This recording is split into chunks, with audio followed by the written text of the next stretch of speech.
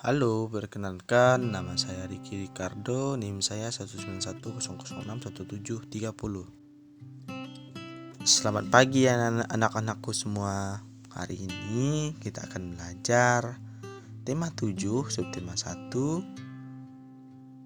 dengan muatan IPS dan IPA. Sebelum kita memulai pelajaran kita pada pagi hari ini, angka baiknya kita awali dengan doa ya. Marilah kita berdoa. Berdoa selesai. Baik anak-anak, kalau sudah siap mulai pelajaran, kita mulai ya pelajarannya. Baik anak-anak, Bapak ada di gambar nih. Nah, menurut anak-anak, apakah gambar ini? Iya, betul. Ini adalah gambar cengkeh ya. Nah, rempah-rempah begitu melimpah di bumi Indonesia sejak dulu kala dan juga paling dicari oleh bangsa barat. Nah, rempah-rempah memiliki banyak manfaat bagi bangsa barat. Rempah-rempah digunakan sebagai penyedap makanan, pengawet makanan, obat-obatan, dan penghangat tubuh. Akan tetapi, rempah-rempah tidak dapat tumbuh di Eropa karena perbedaan kondisi alam. Pada kondisi alam di Eropa itu sangat dingin ya, sedangkan kalau di bagian Asia atau bagian di Indonesia itu lumayan bagus tanahnya untuk bercocok tanam. Nah, selanjutnya kita melihat di situ ada perahu. Nah, hal itulah yang menjadi salah satu alasan bangsa barat menjelajahi samudra, yaitu menemukan daerah penghasil rempah-rempah. Nah, faktor pendorong penjajahan samudra kita bisa lihat itu ada 3. Adanya yang pertama tuh adanya keinginan mencari kekayaan, yaitu gold. Nah, kekayaan yang mereka cari terutama adalah rempah-rempah. Nah, sekitar abad 15 di Eropa, harga rempah-rempah sangat mahal. Harga rempah-rempah semahal emas atau gold. Nah, pada rempah-rempah ini sangatlah mahal ya anak-anak di Eropa, makanya rempah-rempah ini sangat dicari atau diburu oleh bangsa-bangsa barat.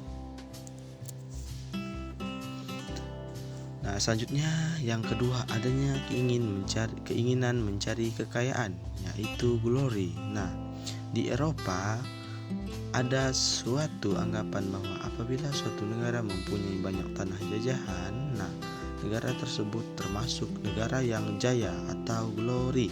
Nah, hal ini membuat mereka mencari tanah jajahan sebanyak-banyaknya. Lalu yang ketiga adanya ingin menyebarkan agama, yaitu gospel. Nah, bangsa Eropa juga membawa misi, yaitu menyebarkan agama kepada penduduk daerah yang dikuasainya.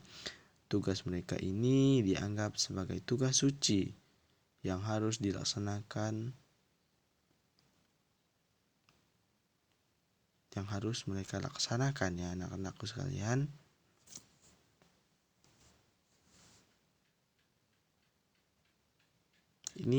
Ketiga ini adalah faktor pendorong bagi kedatangan bangsa barat di Indonesia. Nah, selanjutnya kita kedatangan bangsa Eropa di Indonesia. Kedatangan bangsa Portugis. Nah, kedatangan bangsa Portugis ini datang pada tahun 1511. Nah, di Ternate ya, Malaka. Tujuan mereka adalah mencari keuntungan yang besar dari perdagangan rempah-rempah. Terjadinya persaingan dengan Spanyol. Persaingan berakhir melalui perjanjian Saragossa yang membuat Spanyol meninggalkan Maluku. Awal kedatangan disambut baik, tetapi akhirnya terjadinya perlawanan rakyat.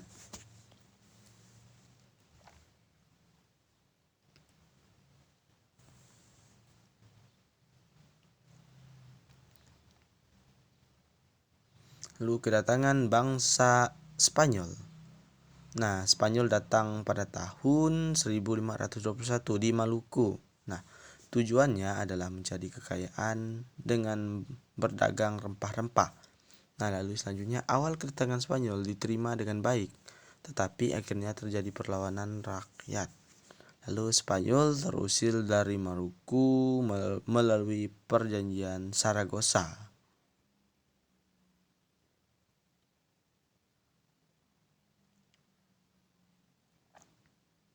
Lalu yang selanjutnya adalah kedatangan bangsa Belanda. Nah, Belanda datang pada tahun 1596, yaitu di Banten. Nah, tujuan kedatangan Belanda adalah menguasai perdagangan rempah-rempah di Nusantara. Nah, Belanda membentuk yang dinamakan yaitu organisasinya itu VOC untuk memonopoli perdagangan rempah-rempah.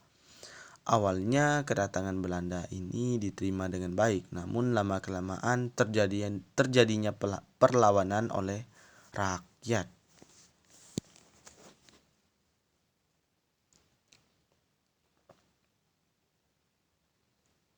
Nah, lalu kita melihat adanya gambar cengkeh.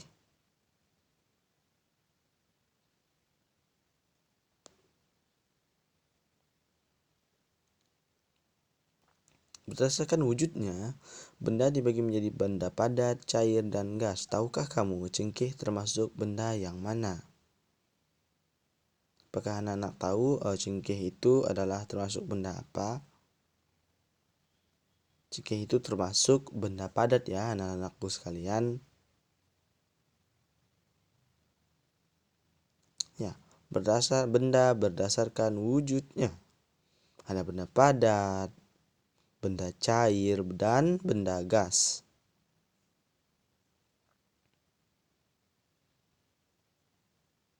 Benda padat.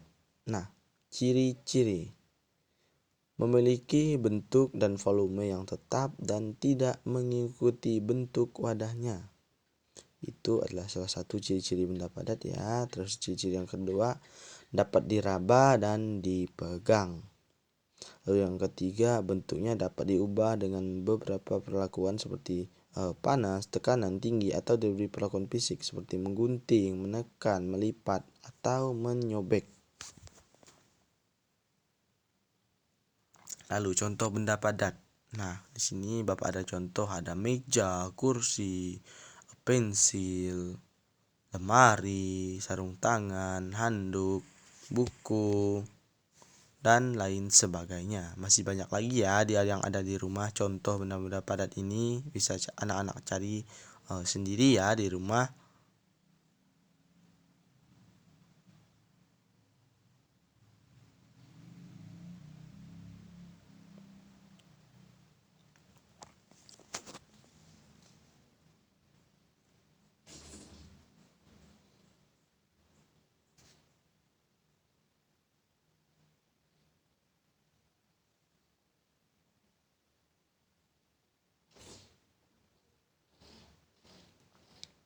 Nah, selanjutnya ada benda cair ya anak-anakku sekalian. Ciri-cirinya yang pertama memiliki bentuk yang berubah-ubah sesuai dengan bentuk wadahnya. Itu ciri-ciri yang pertama.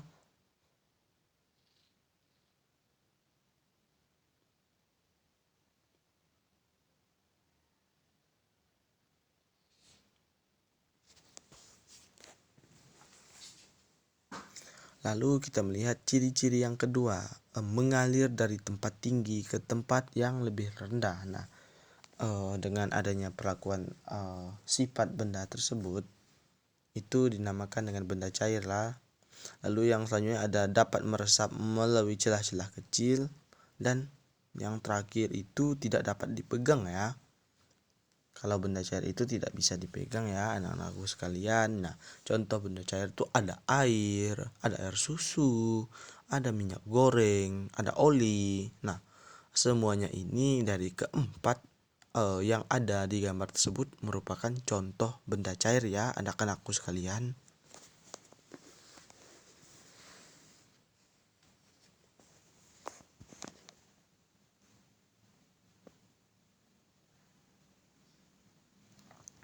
Selanjutnya ada benda gas. Nah, ciri-ciri benda gas yang pertama memiliki bentuk yang tidak tetap. Lalu ciri-ciri yang kedua mengisi seluruh ruangan yang ditempati. Terus ciri-ciri yang ketiga bentuk sesuai wadahnya. Lalu yang keempat tidak dapat dilihat dan dirasakan. Nah, contoh benda gas adalah yang pertama itu ada udara, terus ada angin, terus ada balon, terus ada tabung gas ya anak-anakku sekalian. Dari keempat tersebut itu merupakan benda gas. Nah, sekian pembelajaran kita pada hari ini. Bapak ucapkan terima kasih ya. Sampai jumpa lagi di pembelajaran selanjutnya. Bye bye anak-anakku sekalian, terima kasih.